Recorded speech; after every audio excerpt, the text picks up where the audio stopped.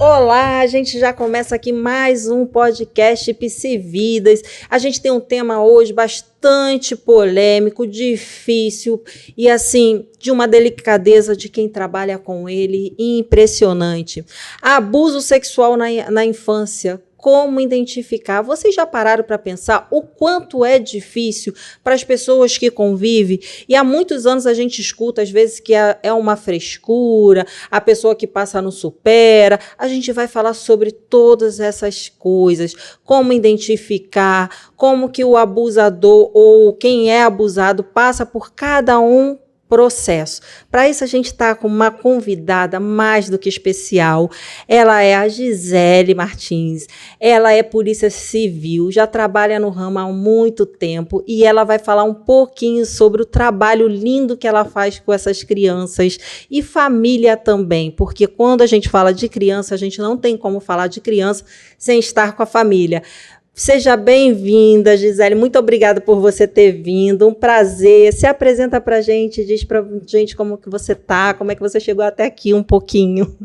Bom dia, Morgana. Primeiro eu quero te agradecer pela oportunidade. Está sendo muito legal para mim estar aqui. É a realização de um sonho. Falar um pouco, né, sobre abuso. É algo pesado, mas que a gente vai tentar trazer de uma forma bem leve, bem tranquila. A minha história começa quando eu tinha 7 anos de idade, que eu dizia que eu ia ser juíza para que eu pudesse dar voz para as crianças, para que as crianças pudessem falar sobre o que elas sentiam. E aí eu me formo, começo a fazer direito, com 21 anos eu me formo, advoguei por 2 anos, passei para a Polícia Civil com 23 anos, e na Polícia Civil eu começo a minha saga. A minha saga de entender mais quem eu sou, de entender mais o que eu podia deixar de legado com a minha profissão.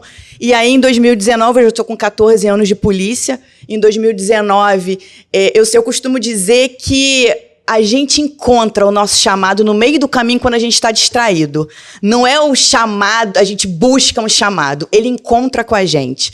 E aí, em 2019, eu fui colocada para fazer um curso pelo meu delegado na época, Dr. Márcio Esteves, um abraço, que foi quem abriu as portas desse mundo para mim.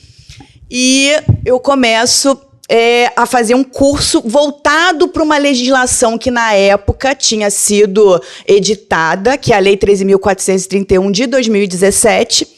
Essa lei exigia que, nas delegacias de polícia, vítimas e testemunhas de crimes deveriam ser ouvidas de uma maneira especial, de acordo com a faixa etária, no ambiente menos policial possível. E aí lá fui eu fazer essa formação. Na época, eu falei, é só para eu ganhar meu pontinho lá para promoção, mas eu me apaixonei pelo trabalho. E em 2019 para 2020, a gente montou um projeto lá na 56DP, Comendador Soares, onde a gente montou uma sala, tudo com doação dos policiais que trabalhavam na delegacia, e o nome do projeto era Ouvir e Proteger. Esse projeto tinha como objetivo ouvir as crianças vítimas, principalmente de crimes sexuais, que a gente precisava dessa escuta, dessa fala dessa criança para a gente concluísse os inquéritos que tinham em andamento na época. Na época era uma região que tinha muito crime sexual contra a criança. E aí eu estou, desde 2019, trabalhando com isso. Pouco tempo, né? A gente não faz cálculo, não, que é ruim. Nessa hora a gente se sente meio assim, baqueado. Mas isso quer dizer o quanto que você já vem se envolvendo, quanto tempo, né? Sim. Porque às vezes a gente fala e as pessoas não entende ou não tem uma dificuldade de fazer um entendimento, se fazer entender o tamanho da complexidade que é esse assunto, né? O quanto as pessoas e o quanto sofrimento tem envolvido em termos disso. E a gente vai falar sobre isso. Gente, a gente está falando com uma autoridade, tá? Só queria dizer no assunto. Então, segue a gente, continua aí ligadinho, porque vocês vão ver que só tá no iniciozinho, ela só começou o aquecimento, né, Gi? A Morgana é muito modesta, né? Ela que manda, ela que sabe muito, e a gente está aqui aprendendo, na verdade, o tempo todo, toda experiência sobre aprender. Eu fiz uma retrospectiva, né?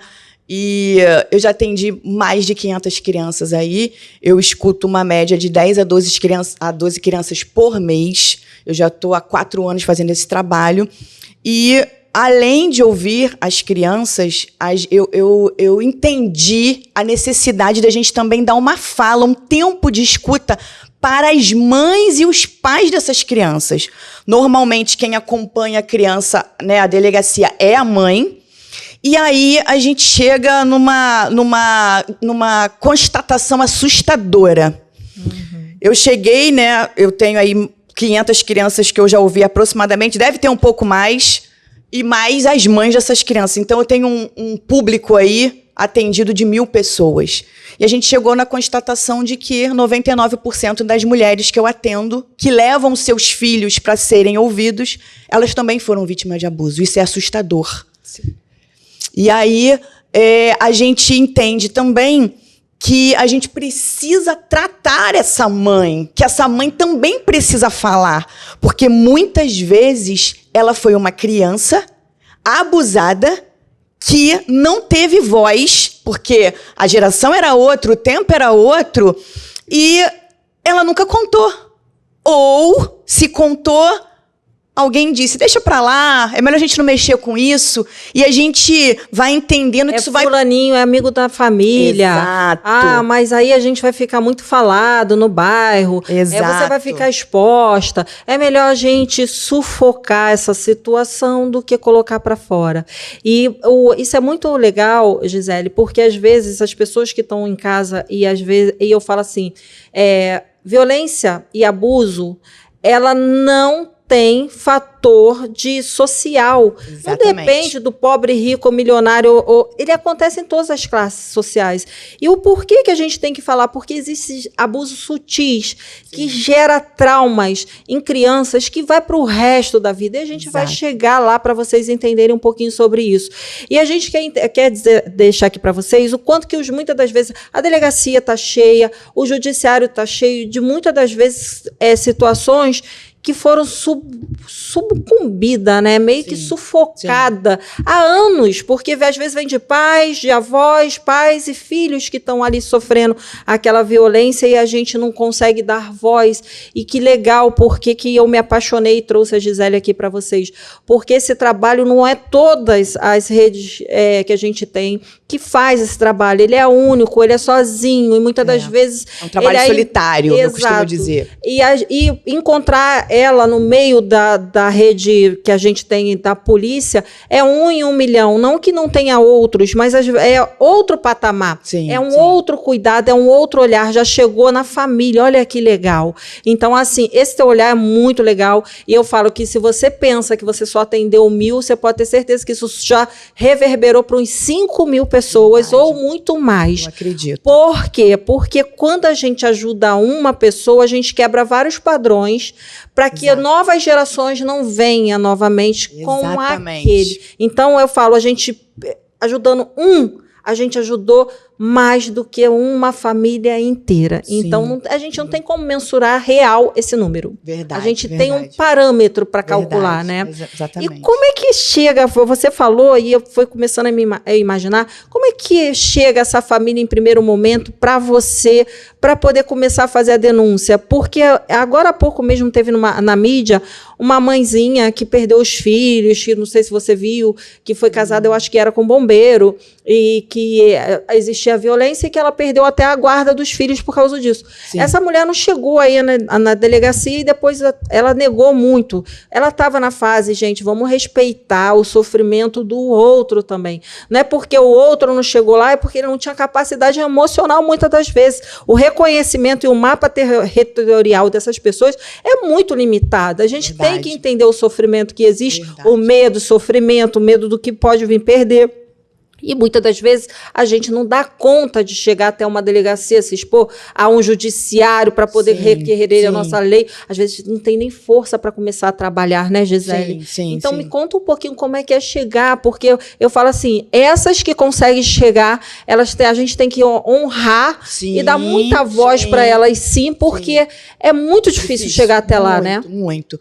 Eu vou retomar só um ponto que a gente falou lá atrás. A gente estava falando sobre raio de incidência, né, desses atendimentos e como que isso vai reverberar nas gerações e no futuro. Eu tenho um filho de 6 anos, saí hoje, ele estava dormindo. Enzo, te amo. Você sabe que a mamãe faz esse trabalho porque a mamãe pensa em trazer uma geração mais saudável para todas as crianças que vêm. Amanhã eu faço 40 anos de idade. Parabéns, deixa parabéns aqui para ela, hein, gente? Uhul. E aí esse podcast também é homenagem aos meus 40 anos, são 4 décadas de vida. E eu cheguei no nível do seguinte entendimento. Cara, o que eu vou deixar de legado quando eu não estiver mais aqui? Eu até me emociono. Por quê? Porque, cara, cada criança que passou na minha mão, que de alguma maneira eu faço questão de abraçar uma por uma, Morgana, todo final de atendimento tem um abraço, de pelo menos uns 30 segundos, para que a gente libere a ocitocina naquele final, daquele... Acabou, falei, pronto, falei. Então, que eu tenho que, de alguma maneira, se eu conseguir mudar a vida de uma criança, já valeu a pena para mim. Então, você me perguntava como que essa criança chega, né? Sim. As pessoas ainda têm muito preconceito, né? Em relação à própria polícia, a gente entende a história disso, nem vou entrar nesse assunto, mas o trabalho que a gente faz de acolhimento eu preciso receber essa mãe ou esse pai, essa criança, essa família e mostrar para essa família que ela pode contar com a polícia. Normalmente, é feito um registro prévio, tá? Não importa, eu ouço vítimas de abuso sexual, testemunha, às vezes a criança está sendo ouvida porque ela é testemunha de violência doméstica dos pais, que causam traumas da mesma maneira. Às vezes, eu vejo irmão que pegou o outro irmão sendo abusado. Sim, só te cortando um pouquinho, gente, ela está falando sobre violência doméstica dentro de casa. Violências e abusos, porque não deixa de ser abuso. E nesse parâmetro eu quero deixar para vocês o seguinte, eu acabei de escrever um livro sobre Operação Todos contra o Bullying.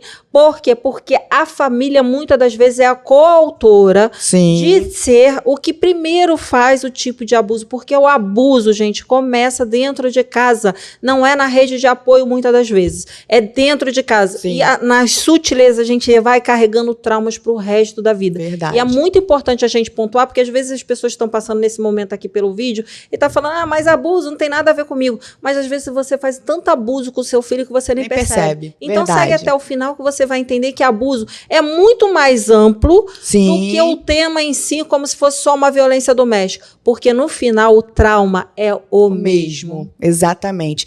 A gente vê, Morgana, que as consequências psicológicas de uma criança que, por exemplo, presencia o pai agredindo a mãe, ou xingamento, palavrão, ameaça, o mesmo efeito de consequência comportamental, de problemas de saúde, é o mesmo de um abuso sexual com penetração, por exemplo. Sim. Da mesma maneira que, às vezes as pessoas falam, mas passar a mão no bumbum não é abuso. É abuso e causa a mesma consequência psicológica para a criança. É abuso também, Gisele, quando você obriga ao seu filho a beijar pessoas, terceiros, que ele nem quer ter. Sim. Tudo se torna abuso a partir do momento que falta com respeito ao terceiro. É imposição.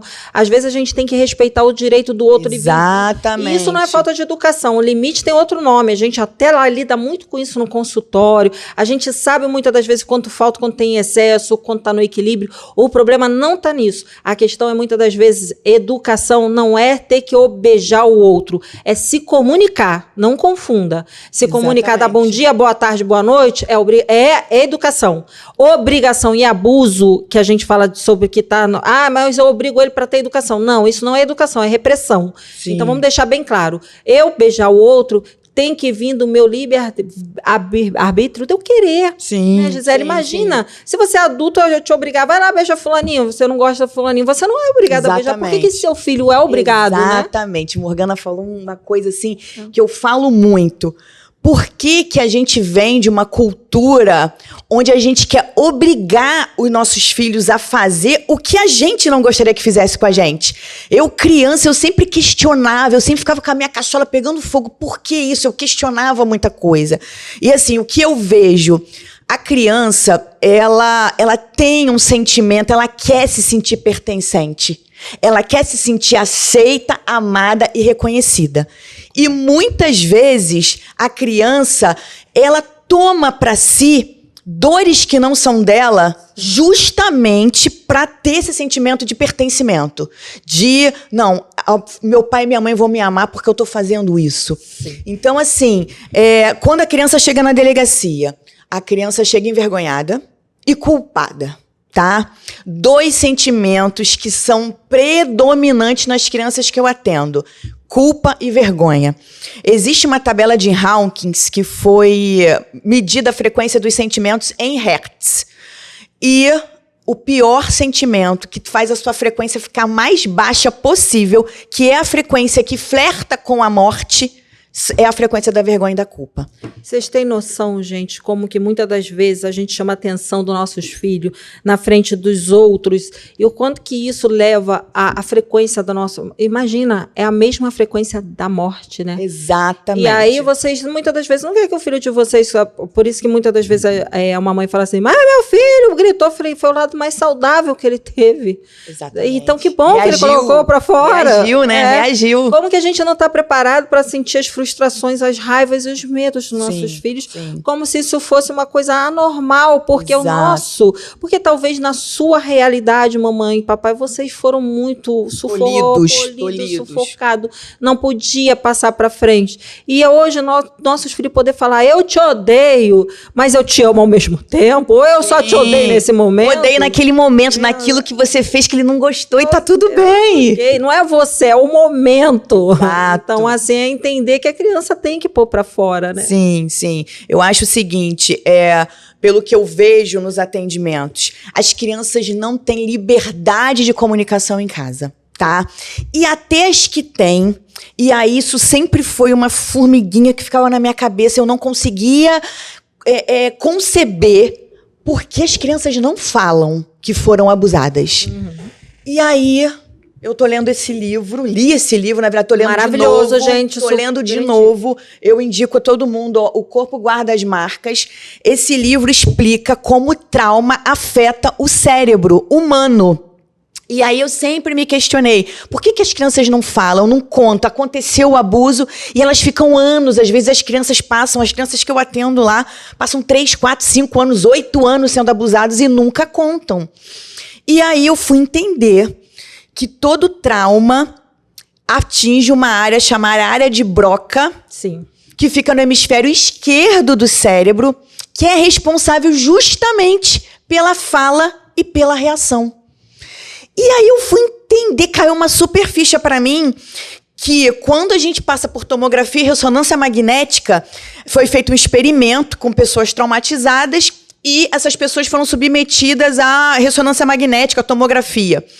E existia um script de um trauma que aquelas pessoas tinham passado e quando elas ouviam o trauma acontecendo, elas começavam a sentir as sensações e o cérebro começava a reagir, inclusive a parte visual do cérebro, como se aquele fato estivesse acontecendo naquela hora. E justamente essa área de Broca, ela parava, ela paralisava. Não existia mais fluxo sanguíneo naquela área. E aí se chegou à conclusão de que cada vez que a criança sofre um trauma, ou cada vez que um flashback... Acessa o trauma. Acessa, por exemplo, às vezes uma situação qualquer, uma atitude qualquer de pegar um copo, pode gatilhar uma memória relacionada a um abuso. E essa área, justamente, ela não fecha. O fluxo de sangue não mais circula por ali. E às vezes é onde os pais não entendem o porquê daquele comportamento. Muitas das vezes passa tão rápido e é tão corriqueiro que parece vir do nada. Por isso que quando eu trabalho qualquer tipo de trauma, fobia, seja qual for, eu sempre falo, vem uma situação antes. O problema é que a gente não consegue entender porque as emoções estão muito emboladas. Exatamente. E o nosso papel é ajudar vocês a entender que a gente vai desbloqueando, né? Vai quebrando uma chavinha por vez. Sim. Eu costumo dizer que uma criança que sofre abuso, qualquer que seja, ela começa a dar sinais. os sinais mais comuns numa criança que sofreu qualquer tipo de trauma, abuso sexual. Ela começa a se fechar, ela fica uma criança que ela tem dificuldade com a interação social, ela fica mais agressiva, né? Ela fica insegura, então ela começa a ficar sempre perto daquela figura que de alguma maneira traz segurança para ela. O mundo lá fora parece que é um mundo que a qualquer momento vai causar um mal para ela. Então ela se isola. Elas têm muita crise de ansiedade, né? Eu acho que o campeão de comportamento decorrente de abuso são as crises de ansiedade, é a ansiedade. Outros sintomas muito comuns que têm a ver com abuso. E a crise de ansiedade leva a mau comportamento. E muitas das vezes vocês acreditam que está associada ao TDAH. Sim, chego muitas vezes, muito diagnosticado, dizendo, meu filho tem TDAH. E aí parece o primeiro lugar que é visto é depois da família, ou então antes mesmo da família, a escola, tá, Sim, gente? Escola. Escutem, às vezes vocês acham que a escola está sendo implicante com vocês por causa de fatores, quando a escola chama vocês várias vezes para passar, para perguntar quais são as sensações. Pode ser uma coisa muito boba que você possa passar despercebido, mas a escola está tendo zelo com o filho de vocês. Exatamente. Ao ponto de perguntar e entender se não é a família, porque o abuso, geralmente, a primeira pessoa que consegue enxergar fora a família é a escola. Inclusive, Morgana, eu tenho, assim, muitos casos, tá? Que foram revelados a partir de crises de choro que a criança teve dentro da escola. A partir de uma palestra mostrando o que era abuso. Sim. Porque a criança, às vezes, está vivendo um abuso e ela não sabe que ela está sendo abusada. Sim. E aí vai alguém lá na escola, uma palestra, uma campanha que seja, mostrar para as crianças, olha, isso não pode ser abuso. Aí, aquela criança que está passando por um abuso fala, caramba, eu estou sendo abusada. E o pior, 99% dos abusos, se eu falo sem medo de errar, são dentro de casa. Sim. Dentro de casa, com aquelas figuras que ninguém imagina que podem praticar um abuso. Avós, pais, padrasto, irmão, primo, tio. Quem convive dentro da sua casa. Exatamente. E a gente pode até ir um pouquinho mais, quando a gente mora, hoje em dia, muito apartamentos, porteiro, desculpa vocês, a classe, a gente não está aqui generalizando. Sim, não. Mas é quem tem acesso à criança. Exato. Segurança, aquele que convive diariamente com seus filhos. Exatamente. Tem segurança, sim, que leva a criança para a escola, motorista. Sim. Então, a gente está falando de uma classe que vive, não é a classe trabalhadora, mas sim a classificação de quem vive com o seu filho. Exatamente. Porque às vezes a gente acha, mas ela só está falando de quem está dentro de casa. Então é pai, mãe, avô. Eu já vi que meus pais não são assim, não sei. Mas e o restante ao lado do seu filho, ao redor deles? Exatamente. Né? Na verdade, eu costumo dizer que todo mundo que tem acesso ao seu filho com constância pode ser um potencial abusador. Como pode ser um potencial afetivo também, tá? Também, sim. A gente tá falando, quando a gente tá falando aqui, a gente tá falando dos casos que a gente vê na prática, do que acontece. A gente tem um vasto aí conhecimento, entendimento da prática, e é isso que acontece. Então, assim, aos professores, aos diretores de escola, estejam atentos aos comportamentos da criança dentro de sala, eles revelam muito. Eu já recebi várias denúncias e a gente já trabalhou vários casos a partir de comportamento que a professora viu dentro da sala. E às vezes o professor se sente, desvalorizado. Cara, às vezes você está salvando a vida de uma criança. Então, se você tiver esse olhar atento para os seus alunos, você vai conseguir identificar os comportamentos. E assim como vocês, a Gisele, a classe que eu falo assim,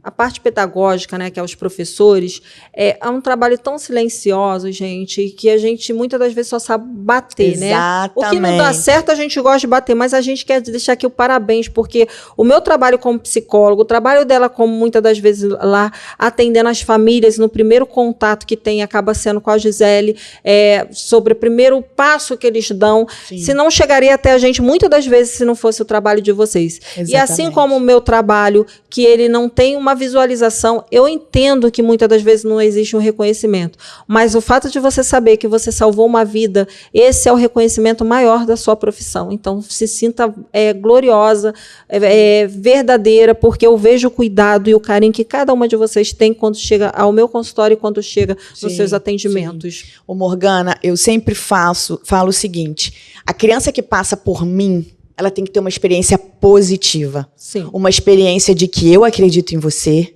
eu vejo você, eu reconheço a sua dor, eu entendo que é chegado um tempo de você sair nessa caverna de dor, porque eu me arrepio quando eu falo isso e falo para as mães dessas crianças.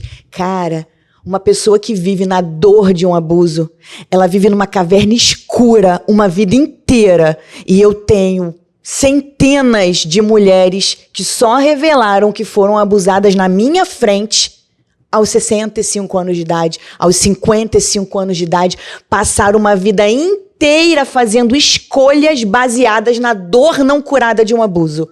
E aí, novamente, elas se depararam com a dor do abuso porque elas estavam indo lá levar os filhos, às vezes os netos. Sim. Então, gente, que vocês tenham coragem de falar, de colocar pra fora. Olha, eu sempre falo, essa é uma fala que eu nunca deixo de falar. Você não tem culpa do abuso que você sofreu. Porque a culpa é o sentimento campeão, assim. Por que você não fala? Por que você não contou? Porque eu me sentia culpada e porque eu achava que ninguém ia acreditar em mim. Sim. São as duas maiores, assim, falas das mães, das crianças. E a gente, lá nesses atendimentos que a gente faz, a gente tenta trazer, olha, aqui não tem julgamento. Porque muitas vezes a criança tem vergonha. Eu preciso ouvir o que aconteceu, os atos com riqueza de detalhes, e a criança às vezes não consegue falar. Primeiro porque ela está revivendo. E a Lei 13.431 vem para dizer: não revitimize uma criança que já foi ouvida. Sim. Porque cada vez que ela conta a história, ela está vivendo as mesmas emoções. O mesmo trauma, a mesma sensação. Você tem noção do que é você sentir um mal-estar, uma dor no estômago, você sentir com vontade de vomitar? É assim, gente. Todas essas sensações junto com raiva e frustração. Sim. E que muitas das vezes essa criança vai canalizar na raiva, tá? Sim. E ela vai jogar pra fora. E aí a gente entender que nesse momento não é repressão, é acolhimento. Sim. Né, Gisele? Sim. E é difícil, porque a gente tá falando de violência, de abuso sexual, mas o abuso, ele vai muito mais. A gente tá falando do sexual aqui, gente. A gente ainda vai ter um outro padrão da gente falar sobre os abusos emocionais sofridos. Sim. Porque não dá para misturar todos os assuntos, porque fica muita coisa. Mas o abuso emocional, ele tem o mesmo peso, né, Gisele? Muitas das vezes é até confundido, e isso a gente vai trazer em um outro momento. Sim. Quanto que muitas das vezes esse valor do trauma na cabeça de uma criança, ele pode ser tão fantasioso de chegar ao nosso consultório, à justiça, à lei, por podendo achar que foi violentada mesmo. Sim. O abuso emocional. Sim. O abuso sexual é outro, é onde a gente está batendo hoje a tecla, né, sim, Gisele? Sim. E assim, e eles são muito vastos, e entender que a pressão emocional é que a gente tem que entender na cabecinha de uma criança. Sim, e o quanto que ela vem trazendo. E o quanto, muitas das vezes, pais que falam assim... Eu costumo observar muito pai que fala assim... Ah, mas eu passei por certas situações, não tirei isso de letra. Por que essa criança está achando que isso é um abuso, né? É a forma como a criança significa. Cada um significa de uma maneira. Exato. Mas isso para ela é abuso? Eu escuto isso direto. Meus olhinhos, meu globinho faz assim, qualquer dia ele vai e não volta. Eu fico com medo dele ir e não voltar, entendeu? Mas ele tá indo e tá voltando ainda. Porque não é questão que a gente julga, mas é entender o seguinte: cada um tem uma visão de vida, cada um... Eu posso passar pela mesma experiência e para você ter sido um prazer absurdo, e para mim ter sido a pior dor do mundo. Verdade. E aí vai ser para mim a pior dor do mundo, e para você vai ser o melhor, verdade, né, Gisele? Verdade. É muito interessante essa sua fala, Morgana, porque, por exemplo, pais de adolescentes, eles têm... Comumente, eles não observam a mudança de comportamento do adolescente e acham que tem a ver com a adolescência. A transição. Exatamente. E aí, o adolescente está se automutilando, ele está usando roupas de manga comprida o tempo inteiro. Meninas, é muito comum esse comportamento, usando roupa masculina. Porque eu fui abusada e eu não quero mais ser objeto de desejo. Então, eu passo a usar roupas masculinas, porque assim o meu corpo tá tampado. Ou obesidade, muitas questões de obesidade voltadas para deixa eu me proteger. Sim. Sendo obeso, porque assim eu ganho mais força. E eu não sou vista pelo abusador. Ele não vai me desejar. Uma falsa... Ele me desejou porque eu sou bonita. Exatamente. Ó, e o ápice, eu acho, que chega da dor de uma criança, de um adolescente, é o suicídio. Sim. A gente, graças a Deus, a gente nunca teve um caso de suicídio de crianças que a gente já atendeu. Eu tive um caso recentemente de uma menina que ela cortou a tela. E esse caso tá sendo escrito, tá, gente? Por isso que eu tô falando. Ela cortou a tela do 15º andar e ela ia se jogar. E o abuso estava acontecendo dentro de casa com um tio que colocava ela sentada fazendo carinho. Para ela aquilo não era um carinho. De fato, entre o abuso em si consumido, ali não naquele momento para mim não era nem o principal motivo, mas sim o fato como ela se sentiu. Sim. E aí o comportamento dela começou a mudar e a reverberar na escola, e a escola chama os pais. E os pais chamam, vai para psicóloga porque meu filho está dando problema. E aí a gente vê, ali ela conseguiu, antes mesmo de dar sinais de um abuso sexual, porque começou a uma sentada e ela percebeu, porque a criança percebe, tá, gente? Percebe. Ela pode não entender, mas ela percebe. Sim. A diferença de perceber e entender tem uma diferença total, muito grande. Né? Já trouxe a emoção, já trouxe descarga de hormônio do estresse, cortisol e adrenalina, já deixou a criança hipervigilante. Exato. Não importa se ela entendeu se é abuso ou não é. Exato. Até a questão disso acontecer, e muitas das vezes os pais achar que é uma bobeira, onde a gente é cortado, a gente é limitado, onde a gente, muitas das vezes... E aí, quando a gente vai estudar, você sabe, porque eu trabalho com família, que a gente vai atender essas crianças, a gente realmente consegue dar voz para pais, avós, as pessoas da rede de apoio, os pais, muitas das vezes. Não pensa que isso só acontece com mulher, não, tá, gente? Com homens também. Sim. Então, assim, a gente está falando de pais e violência como se isso fosse também só no sexo. A gente tem visto muito ainda como se fosse feminino, né? Verdade, e tem muito no masculino. Só que a diferença do feminino do masculino, que eu brinco que a mulher fala 360 palavras por dia e o homem fala 2 e resumido, entendeu? Sim. Então, assim, para ele ter acesso a essas informações e ele conseguir a aceitação de que aquilo realmente foi algo que passou, que também mexe com outra coisa que é chamada orgulho ego masculino, exatamente, né? Para ele é muito difícil sendo menino, tá, gente? A gente não tá falando nem aqui de adulto, tá? Eu vou contar um caso sobre isso que você tá falando, de um pai, recente isso, tá? Que foi levar a sua filha para fazer a denúncia de um abuso. A filha dele estava sendo abusada por um ente da família que tinha abusado de várias gerações daquela mesma família, e ele teve na delegacia 4 vezes. Na 4ª, ele revelou que ele tinha sido vítima do mesmo abusador. Mas ele precisou ir à delegacia, primeiro acompanhando a filha, várias outras vezes acompanhando várias outras pessoas da família, e por último ele não se aguentou. Talvez aquele enfrentamento, aquele gatilho da dor gritou tanto dentro dele que ele falou, não, agora eu vou falar. Porque olha o constrangimento para um homem. Sim. Ou às vezes, nesse caso eu não sei, né, Gisele, se foi esse caso, mas às vezes o homem, ele precisa ter acesso que as outras pessoas para ele entender que ele é normal, que aquilo que ele passou, porque não é normal, gente. Vamos parar para pensar, não é normal, não seria normal nem aqui nem na China, nem em outro lugar no mundo. Eu acho que entender que aquilo pode ter acontecido comigo, que parece tão distante do outro, né? Sim. Parece que está tão distante de mim que isso não pode acontecer na minha casa, todo mundo. Então, essa negação entre entender que aquilo pode acontecer com você, eu acho que é de uma dor. Eu acho assim que esse pai muitas das vezes foi lá se questionando isso, porque toda vítima adulta que eu atendo se duvida. Será que isso foi real ou não? Sim. Isso a maioria esmagadora, gente. Eu estou falando de 1 ou 2, 5 casos, não. Estou falando de todos os casos que quando vivenciam um trauma muito parecido no aqui e agora que eu estou atendendo, numa fase transicional, trabalho, de uma mudança de alguma coisa, e revivencia aquele trauma, ela questiona, será que eu não estou fazendo a mesma ilusão? Será que lá atrás eu realmente fui abusada mesmo? E aí é como se quisesse o tempo todo apagar, né, Gisele? Como que é uma dor, gente, que eu gostaria de passar aqui para vocês, assim, vocês entenderem 1% do que é essa dor. Sim. Porque não tem como calcular. Só quem vive, cada um vai sentir de uma forma diferente, vai experimentar de uma forma diferente. Exatamente. Por isso que muitas das vezes a gente fala assim, mas aquela pessoa se tornou vítima.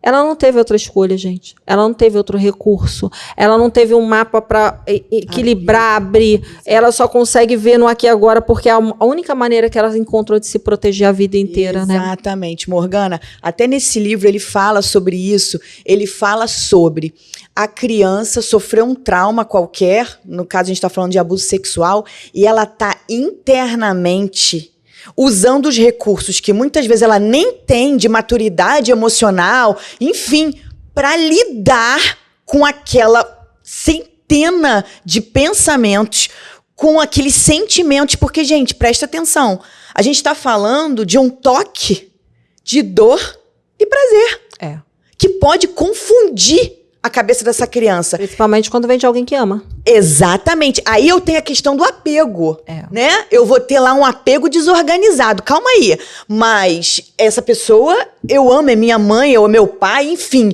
Mas ela tá me fazendo mal? Como assim? E aí a gente vai entender até a vida adulta dessa criança. Porque ela vai associar amor a dor. Esse jeito que o abusador tocou em mim, me feriu as minhas emoções, mas me trouxe um prazer físico. Gente, olha quanto conflito. Sim. Olha como que você vai exigir que uma criança administre isso. Que às vezes ela não sabe nem que é amor e ódio. Gente, eu vejo criança pequena, de 3, 4 anos, que ela acha que é a brincadeira. Ela acha que tocar no órgão genital, de botar na boca, é uma brincadeira. É a brincadeira do papai, é a brincadeira do fulaninho. Foi bom você entrar nisso, Gisele, porque eu tenho atendido muita criança mais cedo, que eu falo assim, 3 anos de idade não é muito uma faixa etária que se tem no consultório clínico hoje em dia. Então, e muitas das vezes começa, e a minha atenção é muito voltada para todos os cuidados com essa criança terceirizada, muitas das vezes, ou não. O que acontece? Muitos pais tomam banho com seus filhos. Sim. E eu falo assim, não colocam filho para tomar banho te vendo nua, papai e mamãe, porque eles não normaliza. Sim. Não normaliza. Sim. Não normaliza colocando ele para ver suas partes genitais, que eles ainda não têm nem preparo nem para ver a sua própria espelho daqui para frente. Sim. Eu sei que para muita gente é tudo muito corrido, é aquela coisa de Mas, gente, cada um tem o seu espaço. O porquê que a psicologia, agora está vindo uma psicologia moderna que está falando que o filho tem que dormir mesmo com o pai. Eu acredito que na amamentação, sim, a gente tem que colocar, eu me coloco como mulher, já sou mãe, então assim, eu entendo esse lugar. Agora, a partir do momento que essa criança não precisa tanto dessa mãe, essa criança tem que ter um lugar. Vocês têm que entender que quando o homem dorme, gente, ele acorda com a parte genital dele, ali mais dura, enrijecida, como que vocês queira chamar, e muitas das vezes a criança só em tocar é um hiperestímulo que ele não consegue identificar. Exatamente. E não, isso não, mas isso não é abuso, mas ok, mas é o primeiro contato e ele não pode normalizar. Por isso que quando chega no meu consultório, às vezes os pais se assustam quando eu falo, e eu enfatizo, eu sou muito chata nisso, gente, porque isso pode gerar abusos. Por isso que muitos adolescentes, que se vocês passarem no bairro de vocês e ver que está coberta até a cabeça, muitas das vezes se sentiu abusada, seja ela por qual for. Um abuso mais a menos ou mais a mais, como vocês queiram. Isso não importa. Sim. É abuso. Sim. E tudo começa pela sutileza até o abuso sexual quando chega a cometido, né? Como se fala a palavra. Sim. Há uma gradação, né? Eu ia falar sobre isso em relação a justamente o mesmo efeito, Morgana, de um adulto que bota um filme pornô para uma criança de 6 anos ver. É o mesmo efeito psicológico de você ter feito aquela cena. Sabe? Exato. Na cabeça da criança, a forma como a criança significa aquilo. Eu tenho atendimentos que não teve um toque. Sim. foi só exposição à cena de sexo explícito. Muito tempo eu trabalhei no hospital, né? E sempre ia na parte pediátrica e hospitalar. Então, ia muito para congressos hospitalares, de psicólogos, de ginecologista. E aquilo me embrulhava o estômago, porque, assim, a lei mudou agora um pouco, mas ainda precisa mudar muita coisa. Porque antes, para você ser vítima de abuso sexual, você tinha que ter a penetração, gente. Olha quantas coisas cresceu daqui para frente. Agora até o toque é reconhecido. Sim. Só que existe também o toque que muitas das vezes não fica marca. Exatamente. E aí, esse é o toque que ainda a gente precisa entender. Mas aí entra um outro parâmetro, que aí é o peso e 2 medidas que a gente tem que recalcular a rota, porque aí é onde entra o nosso desafio maior. Porque assim como tem pais que realmente sofrem, tem pais que estão sofrendo processos judiciários de separação e divórcio e que colocam essa criança nesse abuso. Exato. E aí gera o mesmo trauma, tá, gente? Não pensa vocês que, mas aí a criança não foi traumatizada. Para essa criança ela foi. Sim. De alguma forma ela foi. Exatamente. Então, não vem querer, independente de qualquer coisa. A gente está dizendo aqui sobre perfis de caráter, assim a gente está entrando. Mas eu entender o seguinte, que tudo isso gera um trauma numa criança, né? Sim. E que esse trauma, uma vez feito, ele nunca mais será desfeito. Verdade. Vou falar 2 coisas sobre o que você acabou de citar aí. A gente tem uma grande dificuldade sobre aquela questão da materialidade de um abuso sexual. Hoje eu posso, sem medo de errar, 80% dos abusos, eles não deixam vestígios. Sim. Então essa criança está passando por toques 3, 4, 5, 10 anos. E você vai fazer um exame de corpo de delito. Quem vai acreditar nele? Exatamente. Você vai fazer um exame de corpo de delito nessa criança e não vai ter nada. É. A criança vai ser virgem, tudo intacto. Mas a criança está sendo abusada. Sim. E o abusador, ele já sabe que ele não pode deixar marcas. Sim. E dentro da cultura do abuso, é muito comum o abusador abusa e ele também ameaça. Porque você não pode contar pra ninguém, senão mata sua mãe. E aí vai logo na figura de amor, de afeto dessa criança. E essa criança vai ficar em silêncio porque ela não quer que a mãe dela morra. É muito comum, por exemplo, irmãos. Ou então, outra ameaça que eu também tenho escutado, Gisele, que às vezes fica muito claro, fala assim, ou sua mãe nunca mais vai te amar, seus pais nunca mais vão te amar. Eles não vão acreditar em você. Ninguém vai acreditar em você. Também essa é campeã. Outra. Porque eu sou o adulto, eu tenho autoridade e tenho verdade, eu falo a verdade, ninguém vai acreditar numa criança. Para a criança chegar para falar pro abusador, é porque ela já passou por várias sessões, tá, gente? Para chegar assim, eu vou falar para minha mãe ou para o meu pai, para ela ser descredibilizada, né, pela essa primeira pessoa que ela vai contar. A primeira pessoa que ela conta é para o abusador, que é impressionante. Exatamente. Né? É impressionante como é um conjunto que ele é muito... É por isso que, gente, não pensa vocês quando vocês chegam no consultório com uma criança provocada por um abuso, que a gente não percebe, né? Sim. Porque a gente sabe cada caminho. Não é que existe uma regra, uma exceção, e cada um vai ser único, cada um vai vivenciar, mas existe umas coisas que é muito... que é estrutural, que não tem como mudar, né, Gisele? Sim. As dinâmicas, elas se repetem.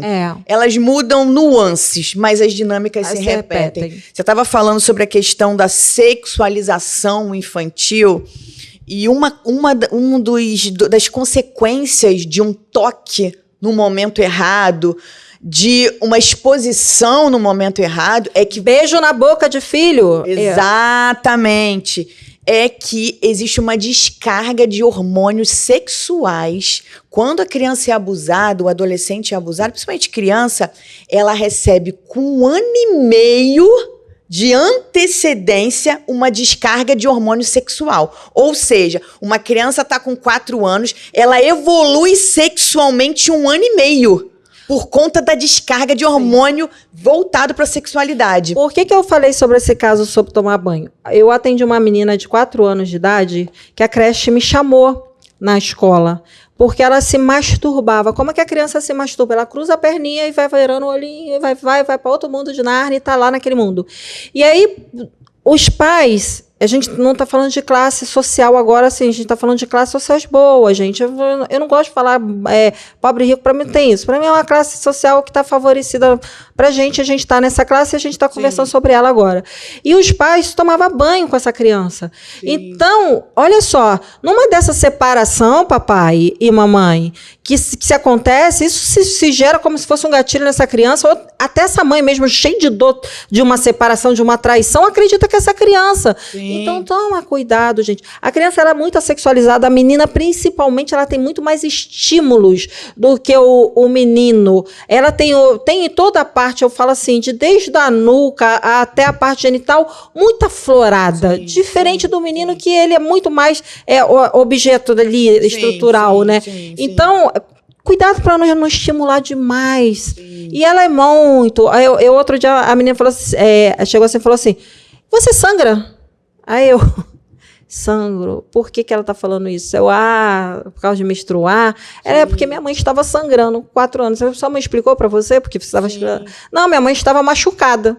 Sim. Ou seja, por que vai deixar a criança ver se ela ainda não tem a maturidade para entender? Sim, entendeu? Sim, sim. Outro dia, eu atendi também uma outra criança, 3 gerações de abuso olha só, esse foi preso, esse caso tal, é uma escola pública, e essa menina foi abusada pelo, como é que se chama?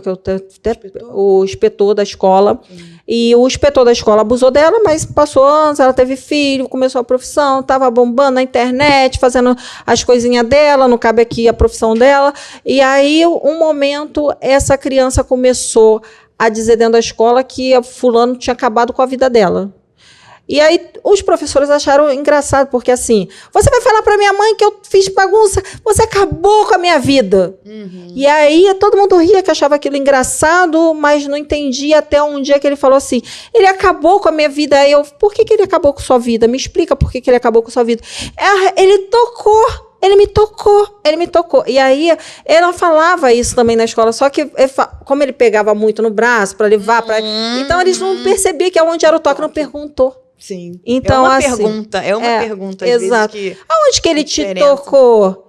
Ele me empurrou, ele me bateu, aonde? Sempre pergunta para a criança, me mostra como é que foi, para eu poder entender, que eu não estou conseguindo entender. Não desperta também na criança, mas faz perguntas precisas, abertas e acolhendo. Eu entendo. Às vezes a pessoa realmente, por exemplo, se não for um caso de abuso, ele te empurrou. Explica que foi um empurrão. Sim, entendeu? Sim. Eu sempre falo, Morgana, o seguinte, o seu filho vai confiar em você de acordo como você reage às coisas mais bizarras que ele te conta. Sim. Eu sempre falo, faça cara de paisagem. Mona Lisa, seu filho está falando uma atrocidade.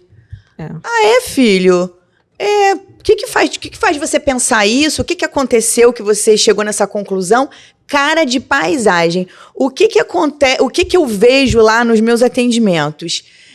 A criança é punida muito severamente por coisas banais. Essa criança, ela passa a temer falar trivialidade para os pais porque elas têm medo da punição. É simples assim. Principalmente pais que trabalham, mães principalmente que trabalham, se sentem muito sobrecarregadas. Olha só, eu não sou freudiana, mas tem uma frase de Freud que eu falo, a culpa é da mãe, aceita que dói menos, entendeu? Aquele negócio, culpa e maternidade vai andar pro resto da vida. Sempre. Então você aceita que a culpa é sua, já abala ela, já coloca no colo e afaga a sua dor e vamos embora, porque assim como vocês, a gente também é mãe, né, Gisele? Enfrente a sua dor, enfrente a sua dor. Encara ela, cata ela e faz um afago nela e diz, a culpa é minha, então vamos resolver. Então exatamente. É isso. Não fica negando que dói mais, tá, gente? Exatamente. O processo é mais doloroso. Né, verdade. Agora, quando chega essa questão dos pais negar também essa situação, o quanto é difícil, porque entra a punição, que nem a Gisele estava falando, a punição da criança ter que passar por uma severidade. Por exemplo, a criança fez algo bobo, banal, e toma uma advertência daqueles pais absurdo. E hoje eu vejo muito no meu consultório assim, a avó falando assim, ele fala para mim, mas não fala para a mãe, porque tem medo, porque a mãe ficou na figura da autoridade de educar. Exatamente. Então, aquela avó ficou na figura que é de acolhimento. Então, por isso que ele acaba confiando mais na mãe do que na avó do que na mãe. Não é que a perdeu a sua identidade, seu valor, mãe, mas é o papel que muitas das vezes muito duro. E assim, claro que a gente entende, tá? Que mães trabalham, a gente também, que fica cansado, que quer chegar em casa. Não existe o certo e errado. Inclusive, eu falo para todos os pais, Gisele, uma coisa que eu sempre falo. Na tentativa de acertar, a gente erra. Verdade. Antes mesmo de começar o podcast, a gente estava aqui conversando e junto com nossos convidados que estão aqui também, falando sobre a questão de como que a gente olha hoje para os nossos filhos, o meu tem 27, o dela é um bebê ainda, e o quanto que a gente vê, o quanto que a gente errou. Verdade. E é um direito, né, de a gente querer errar. Eu até brinco, meu filho se assistisse aos meus atendimentos, ia falar, essa não é minha mãe.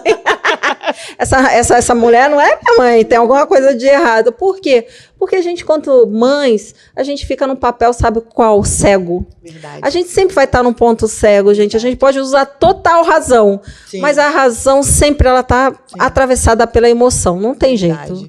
Esse trabalho, Morgana, me fez crescer muito como ser humano. Uhum. Eu me emociono quando eu falo, porque tem criança que eu tenho vontade de levar para casa. Sim. Sabe? Tem criança que só queria um abraço. Tem criança que só queria ouvir. Eu acredito em você. Sim. Eu vejo a sua dor. Tem criança que é um choro contido de anos. E eu fico muito feliz porque eu sempre tento terminar os meus atendimentos com qual o teu sonho. E é muito duro quando eu ouço uma criança dizer, eu não tenho sonhos. Porque às vezes ela tá tão envolvida com aquela coisa, eu preciso sobreviver hoje a essa dor que eu estava sentindo, eu preciso superar hoje que ela não tem mecanismo emocional para pensar no futuro. Ela está pensando no passado, no que aconteceu, e está tentando administrar o presente para não passar de novo pelo que passou no passado. Sim. Então ela não tem espaço na cabeça dela para pensar no futuro. É verdade, né, Gisele? Tem uma pergunta que deixaram na nossa caixinha de pergunta. Sim. É assim, como funciona o protocolo de denúncia e investigação no caso de abuso infantil? Explica um pouquinho para as pessoas entenderem e poder ter um pouco mais isso, que eu acho que também é muito pouco falado, né? Sim, eu já estabeleci na minha rotina de trabalho o seguinte protocolo. Todo abuso deve ser registrado numa delegacia policial. Essa criança imediatamente... Pode ser em qualquer uma, Gisele? Qualquer delegacia. Muito importante isso, gente. Essa criança não é ouvida num primeiro momento, só ouve o responsável. É marcado um dia com um pouco mais para frente. Por quê? Porque eu vou encaminhar essa criança para a rede pública de saúde, se ela precisar tomar aqueles medicamentos todos, coquetéis, se houve um abuso com penetração, enfim. De qualquer maneira, eu encaminho para assistência social para que seja dado um atendimento psicológico para essa criança. Suporte. Eu também sempre faço um ofício ao Conselho Tutelar, para que o Conselho Tutelar tome ciência da dinâmica familiar dessa criança e faça um estudo, enfim. E, posteriormente, exame de corpo de delito, sempre. Mas a criança está dizendo que só foi tocada. Não importa, porque muitas vezes a criança apaga a memória de um outro tipo de abuso, ela só lembra de um. Inclusive, teve um caso interessante... E para o judiciário, gente, aí ela está falando por quê? O papel dela é juntar todas as provas cabíveis. Sim. A justiça, infelizmente, a nossa lei é cega. E ela precisa de prova. E tudo que a gente puder resgatar nesse momento de prova, ela é fundamental. E a gente não pode deixar passar. Mas a criança só está falando que foi tocada. Ok. A gente vai saber se foi tocado ou não lá no corpo de delito, cada um no seu papel, né, Gisele? Exatamente. E aí, por que eu deixo para ouvir a criança um pouco mais para frente? Porque essa criança tem que ser ouvida, essa oitiva ela é gravada, não é qualquer profissional que faz essa oitiva. O profissional ele tem que ter um curso de especialização, tem todo um protocolo, a gente tem que fazer rapport com essa criança, a gente tem que falar de vários assuntos de interesse dela. Graças a Deus, na minha caminhada, eu nunca tive uma criança que não falou. Até a criança que não conseguia verbalizar, ela escreveu uma carta. Porque a gente faz rapport com essa criança, a gente faz, fala de coisas que interessam para essa criança, a gente ganha confiança, fala do dia a dia dela, vê se ela tem condições de fazer um relato cronológico, saber o que é dia, o que é noite, hora, quanto tempo foi. A gente precisa fazer esse teste com a criança antes de colher a oitiva. E na hora da oitiva, a criança fala livremente. Sim. Tem criança que só fala assim, ele foi, colocou o pinto na frente. Ela não tem mais nada para falar. Ela só fala isso, é o relato livre dela. Com base nesse relato, o profissional vai fazendo perguntas pertinentes à investigação. Sim. E essas perguntas, elas precisam estar baseadas no que já foi colhido anteriormente. Por isso eu tenho todo um protocolo, por isso a gente faz, né, a investigação atrelado, às vezes o NACA. O NACA presta um atendimento maravilhoso para vítimas de abuso sexual. O que é NACA? Só para o pessoal saber. A FIA tem um órgão dentro da FIA, da Fundação Infância e Juventude, que é o NACA, é um projeto que só atende vítimas de abuso sexual. E com psicólogo, com vários profissionais multidisciplinar. E eles fazem um relatório maravilhoso e prestam um excelente atendimento, porque eu sempre falo, a investigação é uma das questões que a gente tem que resolver, mas a questão mais importante é o futuro dessa criança. O que será dessa criança depois? Por quê? Olha a situação da criança. Se ela conta, às vezes envolve a pessoa da família e causa uma desestrutura. Uma desestrutura. Geralmente, essa pessoa também pode ser a provedora. Exatamente. A criança se sente culpada porque foi abusada e porque talvez não possa mais morar na casa que ela sempre morou com a estrutura, estudar na mesma escola. Então, é punição, né? Para a criança de todas as formas. Então, o meu trabalho é como trazer um futuro, como trazer...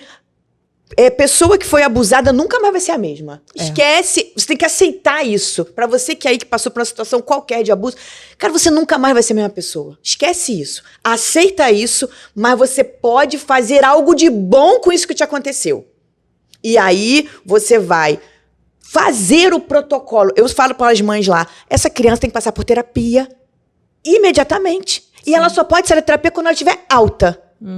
E por isso a gente faz os encaminhamentos para as instâncias de assistência social, o Conselho Tutelar também presta, também tem atendimento psicológico nos conselhos tutelares, porque a gente está falando também de uma classe social que às vezes passa muita dificuldade financeira. A miséria humana anda junto, gente. Exatamente. A gente não tá porque assim, como eu já trabalhei muito na rede pública também, a miséria humana, eu acho que ela é um dos fatores que o psicológico não tem como nem atuar. Nem o fator psicologia tem como atuar se você não matar a fome, pelo menos. Eu tô falando de uma miséria, de você ter tem dinheiro pra passagem, gente. De você tendo a sua própria casa, ter um esgoto a céu aberto. Exatamente. Então, assim, a gente não tem proporção do como o Rio de Janeiro, ele é grande, o Brasil, ele é grande, e o quanto de miséria a gente tem. Verdade. E uma das coisas que quase me adoeceu quando eu trabalhava na rede pública, porque você não consegue aplacar uma dor se você não aplaca fome. Sim. E como é que você vai tirar, às vezes, que é o provedor, que é o próximo abusador de dentro de casa, que é o único que vai ser preso, que não vai ter mais renda para essa criança. E isso faz muitas mulheres não denunciarem. A gente tem uma cifra negra, que são as mulheres que não denunciam, porque o abusador é o que bateu dentro de casa, ela tem 7 filhos para criar. E como é que você vai fazer qualquer tipo de julgamento?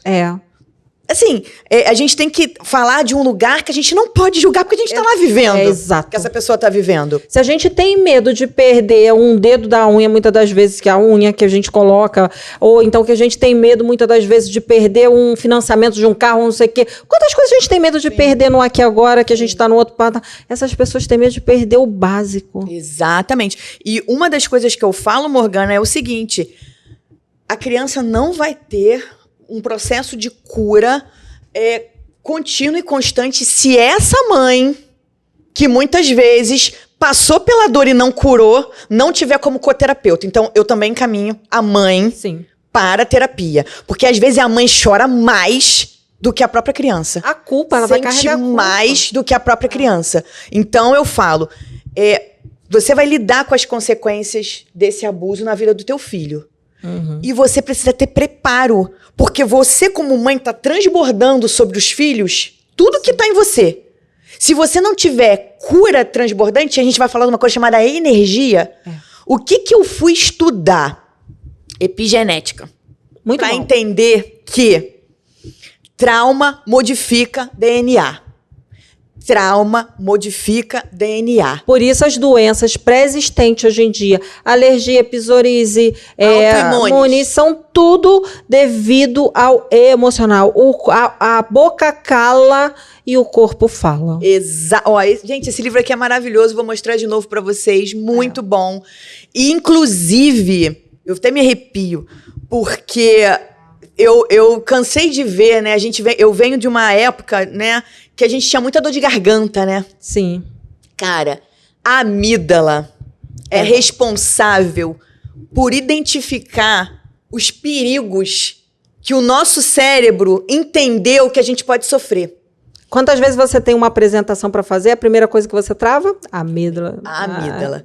E aí, uma criança que está acostumada sequencialmente a abuso, ela vive hipervigilante, a amígdala dela funciona disparadamente. E aí a gente tem várias doenças autoimunes. Aí eu vou deixar outra dica de livro, foi até a doutora Fernanda Fernandes, lá da Deane de Caxias, que me indicou, Mal Profundo. Muito bom. Leiam esse livro, Mal Profundo. Vai explicar, e aí eu tenho vários casos, inclusive um que chamou muito a minha atenção. Uma criança que parou de andar. Ela simplesmente só mexeu o pescoço. E essa criança passou por foi pro FRJ, foi pro Fundão, tudo quanto é tipo de instância de saúde, essa criança foi testada. Inclusive, fizeram uma pulsão na medula para saber se ela tinha algum problema de medula. Foi assim, o ápice, vamos ver a última coisa que a gente vai ver. E depois que fisicamente e cientificamente não tinha mais como explicar o que aquela criança tinha, chama o psicólogo.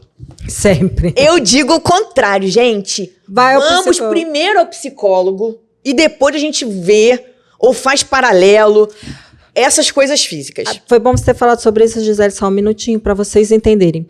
Quando vocês vão, e você que é psicólogo, que está se informando, que está em momento de atendimento e tal, a primeira coisa, quando você chega com uma criança, seja ela qual for, primeiro, você vai encaminhando os pais para tirar toda a parte orgânica, genética daquela pessoa para entender. É uma coisa genética ou é uma coisa emocional? Nunca vá só pelo emocional tentando descobrir sozinho. Sempre anda paralelo. Manda para o pediatra. Olha só, você já fez a parte hormonal dessa criança? Você já viu se está faltando um déficit de zinco, disso, aquilo? Porque é importante, é nessa caminhada de apanhado que a gente vai descobrindo. É uma força ajudando a outra. Exatamente. A gente não está aqui medindo quem tem mais conhecimentos ou menos conhecimentos. Se todo mundo souber, é o complemento de cada coisa. Que um psicólogo não vai fazer a cadeira sozinha se não tiver o seu trabalho. Se o seu trabalho não vai ter, e a minha não vai ter se não tiver um pediatra, se não vai ter uma pessoa que vai olhar para essa criança. A gente precisa de uma equipe multidisciplinar que muitas das vezes não está andando junto. E que a gente vai terceirizar de cada polo a cada polo, né? Acho que a intersecção, né? Eu acho que eu, policial, terapeuta, você, psicóloga, a gente, em algum momento, os nossos mundos, eles se cruzam.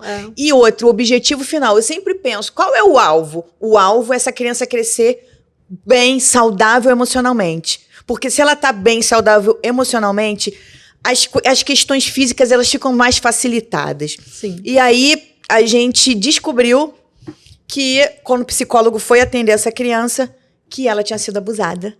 E o abusador falava, fica parada, não faz nada. Ou seja, o sistema de trauma dela, o que ela mostrava? Ele deu um comando para o cérebro e o cérebro, a criança significou aquilo como eu preciso ficar paralisada. E um dos relatos dessa criança eu não conseguia reagir, eu paralisava. Porque uma das reações do cérebro é ou ele luta ou ele foge, ou ele aceita. Porque ele entende que não tem como a pessoa se ver menor, mais fraca, ou o abusador mais forte, enfim. Então, isso foi um caso bem interessante, assim, de como um comando de uma figura de autoridade pode determinar a saúde física de uma criança. E a gente entende também que existe todo um desequilíbrio bioquímico no corpo de uma criança que sofreu abuso. Muito. Os hormônios estão todos... Você falou sobre, vamos fazer um exame para saber como é que tá essas taxas de hormônio. É a primeira coisa que a gente descobre. Tem uma coisa muito interessante que acontece na tireoide. Tem crianças com problemas de tireoide por conta de abuso sexual. Sim. Porque tem a ver com o lugar de fala. Sim. Eu não falo, eu não aceito o que aconteceu, mas eu não posso falar. Sim. Então, a gente vê cada vez mais doenças que a ciência não explica. Obesidade infantil. Pais que levam um filho para terapia e que já vai dentro do carro fazendo bullying com a criança e a criança faz bullying na escola. Sim, reproduz. Não existe criança que fez bullying do nada, gente. Não existe. Ela é vítima também de bullying. Sim. E isso que às vezes a gente vai falar, porque assim, é perverso hoje, é doloroso. Sim. Tem gente se matando por causa disso. E a questão é, às vezes começa dentro de casa com uma coisa boba, que os pais que antigamente, sim, porque o pai... Homem, outra coisa, um abuso que acontece muito na adolescência ainda, pais querendo levar seus filhos para lugares puteiro. Desculpa. Deixa a criança escolher, deixa o adolescente escolher, sim, deixa ele encontrar a rede de apoio dele para ir. Não, você levar. Eu tenho certeza que tem muitos meninos que falam, eu queria que meu pai levasse. Você queria que seu pai pagasse, diferente. Você não queria que seu pai levasse. Não confunde a situação. Sim, e assim, sim, que legal também que se você gostaria que seu pai fosse com você, tudo bem. Mas a partir do momento que você tinha uma liberdade de escolha sua. E imposição. Eu sou tímido, tenho vergonha, eu tenho medo, tem que dar resultado lá na frente do meu pai e do amigo do meu pai. É muito vergonhoso, gente. Então, cuidado com a criação que você teve, com o retrocesso da sua história, que estamos diferentes. Aí, às vezes, o pai fala assim, mas hoje em dia é muito mimimi. Eu escuto muito isso. Mas calma aí, mimimi, mas por causa desse mimimi que seu filho chegou nesse padrão, porque a gente hoje não coloca o filho para ser funcional. O filho, a gente não obriga a leitura, a gente não obriga a fazer assistente de casa, a gente não obriga mais, a criança não tem mais ociosidade. Entra dentro do carro, você a primeira coisa que faz é liberar. A criança não tem mais o tempo de olhar. Sim. Se você perguntar quantos lugares você passou com seu filho, você não sabe que seu filho não pode ser ocioso, porque ele vai demandar de você, ele vai te cansar se você vai entregar o celular para ele.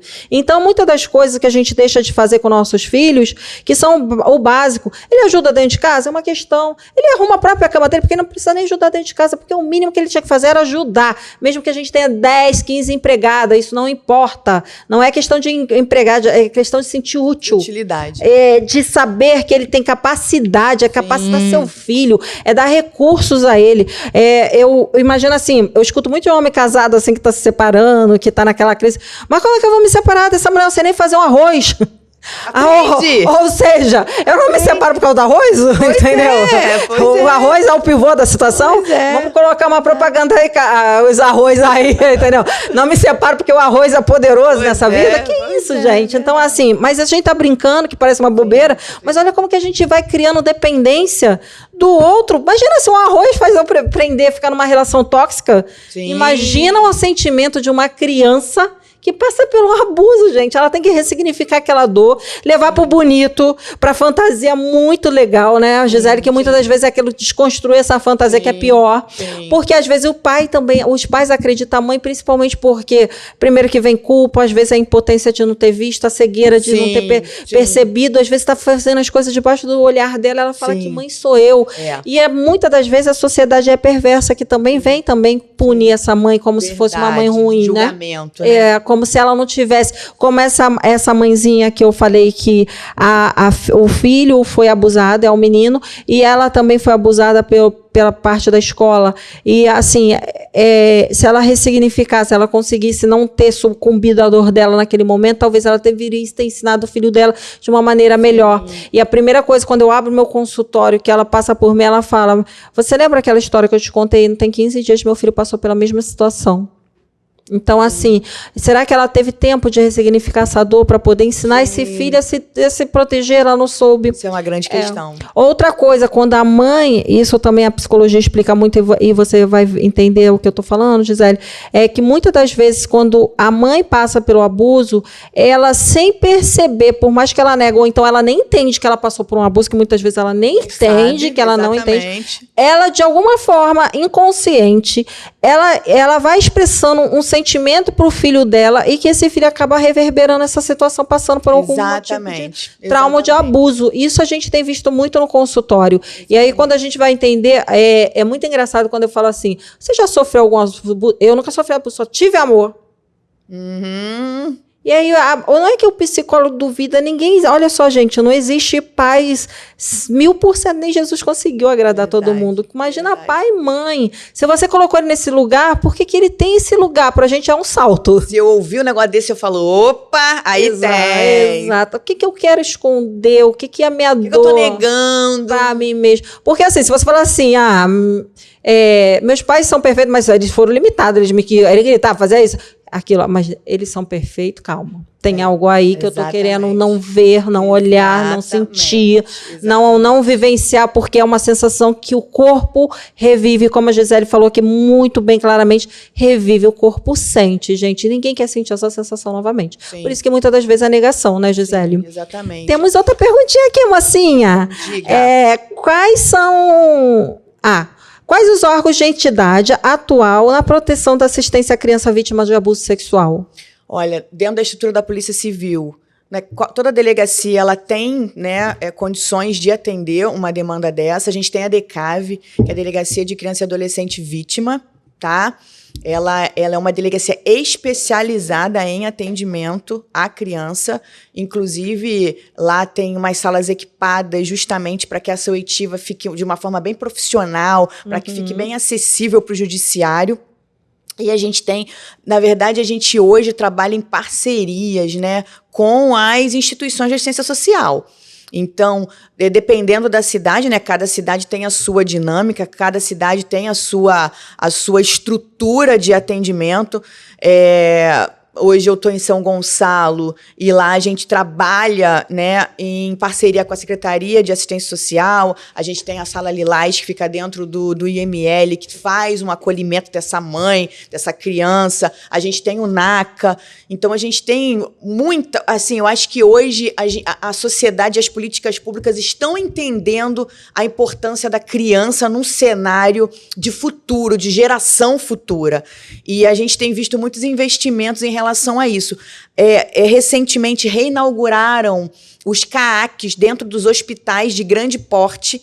Esses CAACs, eles fazem esse primeiro atendimento quando essa criança vai a um hospital e narra que foi vítima de abuso sexual. Lá mesmo, já tem policiais civis que trabalham nesses CAACs e prestam esse atendimento. Show de bola. A gente já está quase, já está no final, na verdade, estamos estourando um pouquinho de tempo. Mas tem uma outra pergunta aqui que eu acho fundamental as pessoas saberem. Gisele, quais são os recursos legais hoje disponíveis para as famílias das vítimas? Quais são os recursos que você falaria assim para uma mãe ou um pai, ou uma criança ou um adolescente? Quais são os recursos que hoje... Qual seria o primeiro caminho? Você já falou que é primeiro ir numa delegacia, mas explica um pouquinho depois como é que essa criança vai ser acolhida. Então, primeira coisa, a denúncia, né? Às vezes, alguém sabe que uma criança está sofrendo um abuso, mas não quer se expor. Cara, faz Disque 100. Tem Disque 100, tem Disque 180. Isso vai para os ministérios e os ministérios repassam para as delegacias da região da denúncia. A gente tem MP, você pode fazer uma denúncia, às vezes, anônima no sistema do MP. A gente tem as próprias delegacias, a gente tem... E depois que essa denúncia é feita, a primeira coisa tem que denunciar, porque a gente não consegue estar em todos os lugares a todo tempo. Sim. Então, a gente precisa de uma manifestação de alguém. E depois, o atendimento policial a essa criança ele tem que ser breve. Tá? A gente procura não expor essa criança ao ambiente policial, porque não é um ambiente compatível com criança. Então, e a gente sempre orienta os pais. Passou por uma situação de denúncia, tem uma investigação em andamento, a parte da família pediatra, se for o caso de tratamento, né, de doença física, psicólogo, conselho tutelar tem que estar atuante, principalmente se o abusador estiver ali no seio. Eu falo para os pais, eu sei que às vezes é uma situação difícil de você administrar, mas imagina, você faz uma denúncia de um abuso, o abusador mora no mesmo quintal. Cara, se você manter aquela criança naquele mesmo quintal do abusador, essa criança não vai sair da crise. Por quê? Ela está exposta ao mesmo estímulo que traz insegurança para ela. Sim. Outra coisa que a criança fatalmente vai exigir, pode ser agora ou pode ser no futuro. Se a criança te contou um abuso, faça algo. Você como pai, você como mãe, você como tio, como avô, a criança espera essa justiça. Ela precisa dessa justiça. Para ela chegar a ter falado é porque ela já se organizou. Ela não aguenta mais, ela não está aguentando, ela não está mais tolerando conviver com aquilo. Ela está pedindo ajuda. Às vezes pedir ajuda é dormir o dia inteiro. Ela não tem mais vontade de viver. Ela não quer mais ir para a escola. Criança que não quer ir para a escola tem coisa errada, porque uma escola saudável, uma criança saudável, ela vai querer ir, ela vai querer interagir, ela gosta daquele ambiente que tem um monte de criança que tem brincadeira. Veja os sinais, a criança dá sinais. Sim. E a partir da denúncia, a gente consegue abrir um leque de possibilidades para que essa criança tenha voz, se expresse. Exato. E assim, é importante a gente entender, gente, que assim que vocês fazem... eu vejo meu vizinho que talvez passa por um abuso, eu vejo criança chorando muito, e pais gritando, e a criança gritando, tô com dor, tá doendo. Não importa, gente. Eu já denunciei vários, tá? Já denunciei vários. Eu morei em um apartamento pequeno, um pouco que eu morei, meu filho era pequeno, então assim, mas nunca tive tanta porta com porta, mas às vezes acontece. E eu vou dizer uma coisa para vocês, denuncie, porque eles vão apurar. O importante é a gente proteger. Não existe mais aquela questão de que cada um sabe do seu quadrado. Não, às vezes nosso quadrado é um coletivo. Se cada um faz sua parte, é ao menos uma criança sofrendo. E assim, é cortar. E mães, pais que estão dependendo ou depende desse abusador, entenda o seguinte, a vida... As pessoas que vão te acolher lá na frente, pode ser a primeira porta que você bater, não vai te acolher. Mas você pode acreditar que alguém vai acolher sua dor e alguém vai poder te ajudar a partir do momento que você quiser muito mudar esse quadro. Sim. Medo, ele existe, né, Gisele? Sim, olha, é uma estrutura a gente até que atende vocês como profissionais, a gente muitas das vezes se coloca a dor na gente primeiro, para a gente poder mensurar o tamanho do que vocês passam, né, Gisele? Sim. E a gente, às vezes, entende, muitas das vezes, o tamanho real, necessidade de vocês de não poder fazer algum tipo, que às vezes a gente vai mexer num buraco maior, e aí a gente entender, calma, a gente vai conseguir dar um suporte de estratégia ou uma luminosidade para que vocês possam enxergar possibilidades de fazer algo diferente. E assim, a partir de um momento que vocês pedirem ajuda, vocês não estão mais sozinhos. Acreditem nisso. A gente aqui está encerrando, Gisele. Foi tão bom, deixa adorei. Como as pessoas te encontram, meu amiga. Vai lá no meu Instagram, Gi Souza Treinadora. Lá tem um monte de vídeo legal. Eu quero deixar aqui uma reflexão. Eu sempre disse, eu jamais vou aceitar perder uma criança por causa de um abuso. Eu acredito na infância, eu acredito na possibilidade de uma geração mais saudável, e é por isso e para isso que eu levanto todos os dias. O meu porquê deve estar indo para a escola daqui a pouco, que é o meu Enzo, e eu aprendo muito com ele. As crianças têm muita sabedoria, e que a gente possa fazer a nossa parte para ter uma infância mais saudável. Só que para ter uma infância mais saudável, a gente precisa entender que os adultos precisam se curar. A cura dos adultos que vai transbordar a cura nas gerações que vêm pela frente a partir de nós. Quebre seus traumas, gente.